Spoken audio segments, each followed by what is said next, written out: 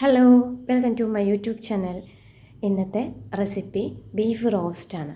അപ്പോൾ ഇതെങ്ങനെ തയ്യാറാക്കാമെന്ന് നോക്കാം. ഇതിനായിട്ട് ചെറിയ കഷ്ണങ്ങളായിട്ട് മുറിച്ചെടുത്തിട്ടുള്ള ബീഫ് നന്നായി കഴുകിയെടുത്തതിന് ശേഷം അതിനകത്തേക്ക് ഒരു 3 ടേബിൾ സ്പൂൺ മുളക് പൊടി, 1.5 ടേബിൾ സ്പൂൺ മഞ്ഞൾപ്പൊടി, 4 ടേബിൾ സ്പൂൺ മല്ലിപ്പൊടി, കുറച്ച് ഉലുവ, പെരുംജീരകം ഇതൊന്ന് ചേർത്തതിന് ശേഷം നന്നായിട്ടൊന്ന് മിക്സ് ചെയ്തെടുക്കുക. ഇനി ഇതിനകത്തേക്ക് മീറ്റ് മസാല ഒരു 3 ടേബിൾ സ്പൂൺ ചേർത്ത് കൊടുക്കുകയാണ്. അതോടെ ഒന്ന് മിക്സ് ചെയ്തതിന് ശേഷം അരമുറി സവാള, അരമുറി തക്കാളി, Kashmiri chilli powder 2 table spoon, garam masala powder 1 table spoon, അതുപോലെ മല്ലിയിലയും കൂടെ ചേർത്തു. കുറച്ച് വെളിച്ചെണ്ണ കൂടി ചേർത്ത് കൊടുത്തതിന് ശേഷം ഒന്നുകൂടെ മിക്സ് ചെയ്തെടുക്കുക. ഇനി അത് വേവാൻ വെച്ചു.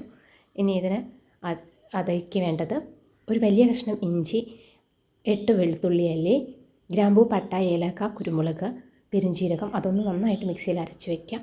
4 സവാള എടുത്തിട്ടുണ്ട്, ഒരു ക്യാപ്സിക്കം, 2 തക്കാളി. അപ്പോൾ ഈ സവാള നന്നായിട്ട് അരിഞ്ഞെടുത്തു. തക്കാളി അതുപോലെ ചെറുതായിട്ട് മുറിച്ചെടുക്കുക. ക്യാപ്സിക്കം കുറച്ച് വലിയ കഷ്ണങ്ങളായിട്ട് അരിഞ്ഞെടുക്കുക.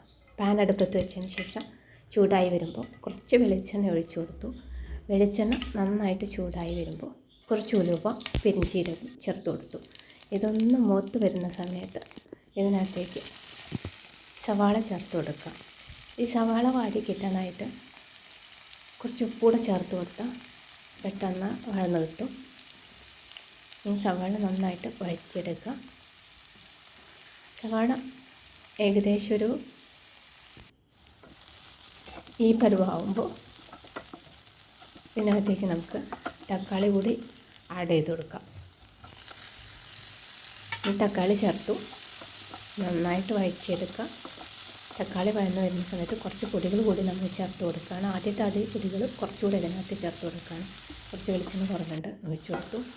ഇനി വെളുത്തുള്ളി ഇഞ്ചി പേസ്റ്റ് ചേർത്ത് കൊടുത്തു, അരച്ച് വെച്ചിട്ടുള്ള പേസ്റ്റ് അത് ചേർത്ത് കൊടുത്തു. ഒന്ന് വഴന്ന് വരുന്ന സമയത്ത് പൊടികൾ ഓരോന്നായിട്ട് ഇടാം. 1/4 ടീസ്പൂൺ മഞ്ഞൾപ്പൊടി ഇട്ട് കൊടുത്തു. ഇനി ഇതിനകത്തേക്ക് ഒരു 2 table spoon Kashmiri chilli powder ഇട്ട് കൊടുത്തു. ഇനി ഇത് ഇട്ട് കൊടുത്തതിന് ശേഷം കുറച്ച് മല്ലിപ്പൊടി,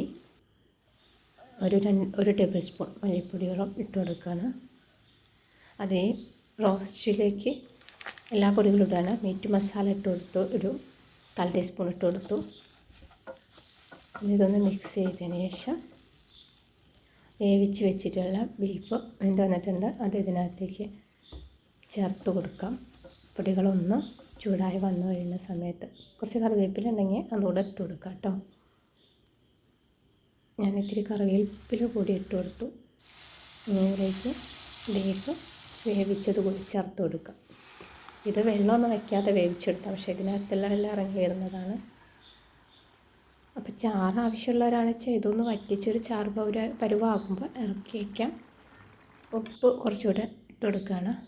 ഇനിയിപ്പോൾ ഒന്ന് വറ്റി വന്നിട്ടുണ്ട്. അതിനകത്തേക്ക് മല്ലിയില തൂവി കൊടുത്തു, കറിവേപ്പില, സവാള അരിഞ്ഞത് കുറച്ച് മാറ്റി വെച്ചിട്ടുണ്ടായിരുന്നു അതുകൂടി ഇതിനകത്ത് മുകളിലിട്ട് കൊടുക്കുകയാണ്. ക്യാപ്സിക്കം അരിഞ്ഞത് അതും ഇതിന് മുകളിലേക്ക് തൂവി കൊടുക്കാം. ഇനി ചാറ് പരുവല്ല, കുറച്ച് റോസ്റ്റാണ് ഇഷ്ടമുണ്ടെങ്കിൽ ഈ പരുവത്തിലൊന്ന് റോസ്റ്റാക്കി എടുക്കുക. കൂടുതൽ ടേസ്റ്റ് ഉണ്ടാവും. എല്ലാവരും ട്രൈ ചെയ്ത് നോക്കുക. ഇഷ്ടമായ ലൈക്ക് ചെയ്യുക, കമൻറ്റ് ചെയ്യുക, ഷെയർ ചെയ്യുക. Thank you.